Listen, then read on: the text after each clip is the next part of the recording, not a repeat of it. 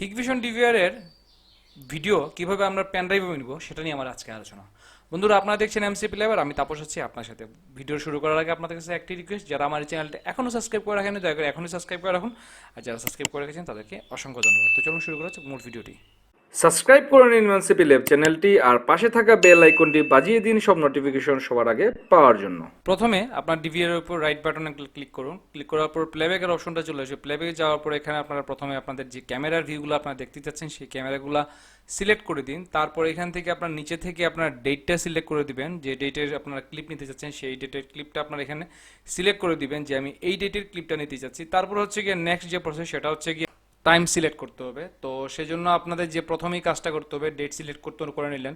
এখন এখানে ঠিক নিচে বামে কর্নারে আপনারা দেখতে পারবেন একটা কাঁচির আইকন আছে, মানে আমরা সিজার যেটাকে বলি, ক্লিপ নামে একটা অপশন আসবে। এখানে ক্লিক করলে, ক্লিক করার পর দেখতে পাচ্ছেন আপনার ডিসপ্লের উপরে এন্ড টাইম এবং স্টার্ট টাইম নামে দুইটা অপশন ক্রিয়েট হয়ে গেছে। স্টার্ট টাইমটা কি আর এন্ড টাইমটা কি? স্টার্ট টাইমটা হচ্ছে যে আপনি আপনার ভিডিওটা কোন জায়গা থেকে স্টার্ট করে কোন জায়গায় পর্যন্ত নিয়ে আপনি এন্ড করতে চাচ্ছেন। আপনারা সিলেক্ট করে দিবেন যতটুকু আপনাদের ক্লিপ প্রয়োজন, ঠিক অতটুকু জায়গা সিলেক্ট আপনি করে দিবেন। তো দেখতে পাচ্ছেন এখানে একটি ক্যামেরার উপর টিক চিহ্ন চলে আসছে, কারণ আমি ক্যামেরাটা সিলেক্ট করেছি।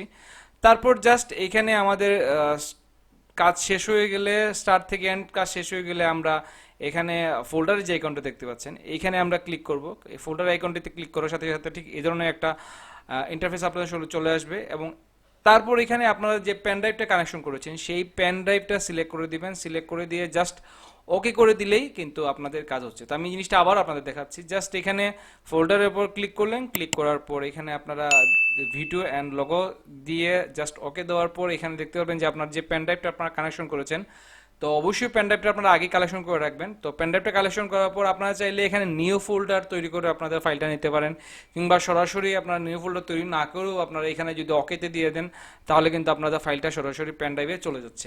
তো এখন কথা হচ্ছে যে ভাই, আপনি তো পেন ড্রাইভে ফাইল যাচ্ছে দেখালেন, তো এটা যে আসলে যাচ্ছে কিনা আমি কীভাবে বুঝবো? সেজন্য আপনাদের যে কাজটি করতে হবে সেটা হচ্ছে গিয়ে আপনারা এখানে টোটাল প্রসেসটা শেষ হওয়ার পর যখন আপনারা ওকে দিয়ে দিবেন, মানে আমার ফাইলটা এখানে সেভ হবে, ওকে দেওয়ার পরেই কিন্তু একমাত্র আপনারা দেখতে পাবেন যে আপনাদের ফাইলটা আসলেই যাচ্ছে কি যাচ্ছে না। তো চলুন এখন আমরা দেখবো যে আমাদের ফাইলটা আসলে এখানে যাচ্ছে কি যাচ্ছে না।